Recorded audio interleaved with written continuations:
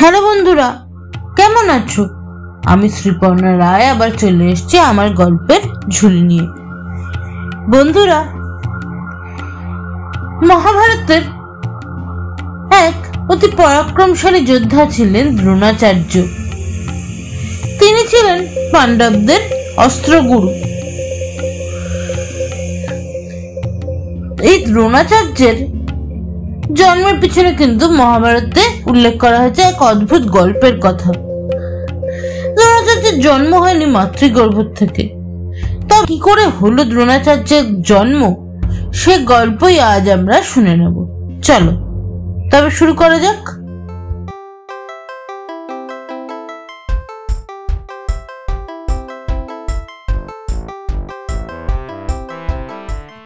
বন্ধুরা, দ্রোণাচার্যের পিতা ছিলেন মহর্ষি ভরদ্বাজ। একবার মহর্ষি ভরদ্বাজ গেছিলেন গঙ্গায় স্নান করতে। সে সময় সেখানে স্নান করছিল ঘৃতাচি নামে এক অপ্সরা। স্নানরত অবস্থায় ঘৃতাচিকে দেখে মোহ তৈরি হয় ঋষি ভরদ্বাজের মধ্যে। তিনি নানাভাবে নিজেকে সম্বরণ করার চেষ্টা করেন, কিন্তু বীর্যস্খলন হয় তার। তিনি তার সে বীর্য ধরে রাখেন একটি পাত্রের মধ্যে বা দ্রোণের মধ্যে। পরে সেই পাত্রের মধ্যেই জন্ম হয় একটি শিশুর। পাত্রের মধ্যে জন্ম হওয়ায় শিশুটির নাম হয় দ্রোণ। পরবর্তীকালে এই শিশুটি হয়ে উঠেছিল পাণ্ডবদের শিক্ষাগুরু দ্রোণাচার্য।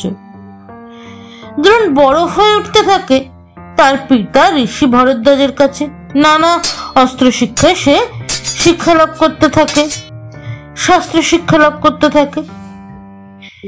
সে সময় ঋষি ভরদ্বাজের কাছে শিক্ষা লাভ করতে আসে পাঞ্চাল রাজ্যের রাজপুত্র দ্রুপদ। দ্রোণের সমবয়সী দ্রুপদের সাথে বন্ধুত্ব তৈরি হয় দ্রোণের।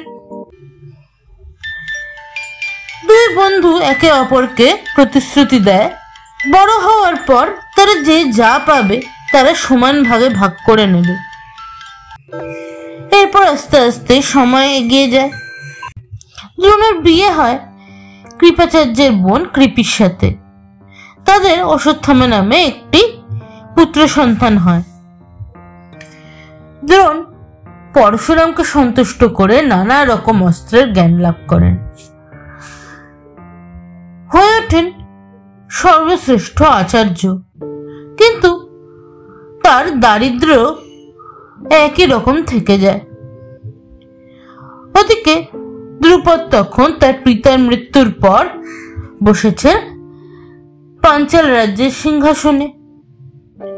দ্রোণ ঠিক করে সে এবার তার সর্বশ্রেষ্ঠ আচার্য হওয়ার সুখবর তার বন্ধুকে দিতে যাবে আর সাহায্য চাইবে তার বন্ধুর কাছ থেকে। কিন্তু দ্রোণ যখন দ্রুপদের সামনে গিয়ে বন্ধুর পরিচয় দেয়, দ্রুপদ রাজা কিন্তু অস্বীকার করলেন দ্রোণকে বন্ধু হিসাবে চিনতে। দ্রুপদ রাজা মনে করলেন এতদিন পর তার বাল্যবন্ধু দ্রোণ যদি তার সেই ছোটবেলার প্রতিশ্রুতির কথা মনে রেখে দাবি জানায় তার অর্ধেক রাজত্বের। দ্রুপদ রাজা বললেন, তুমি দরিদ্র ব্রাহ্মণ, কোন সাহসে আমার পরিচয় দিচ্ছ তোমার মিত্র বলে? ব্রাহ্মণ ও রাজা কখনো বন্ধুত্ব হতে পারে না। ছোটবেলায় যা হয়েছিল তা নেহাতি ছেলে মানুষই, ওসব তুমি ভুলে যাও।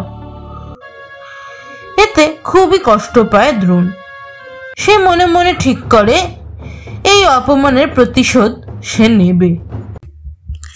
এরপর দ্রোণ গেলেন হস্তিনাপুরের রাজসভায়। সেখানে সম্মানের সাথে অভ্যর্থনা জানানো হলো দ্রোণকে। ভীষ্মের অনুরোধে দ্রোণ শিক্ষার দায়িত্ব গ্রহণ করলেন কুরু রাজপুত্রদের।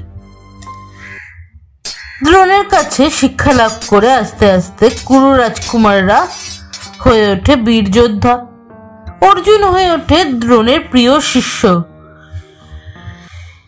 সময় শিক্ষা শেষ হয় কুরু রাজপুত্রদের। গুরু দক্ষিণা হিসাবে কুরু রাজপুত্রদের কাছে দ্রোণ চাইলেন দ্রুপদ রাজায় পরাজয়, তার অপমানের প্রতিশোধ। তখন পাণ্ডবেরা গিয়ে যুদ্ধে পরাজিত করে বন্দি করে নিয়ে এলেন দ্রুপদ রাজাকে। দ্রোণ কিন্তু ভুললেন না তার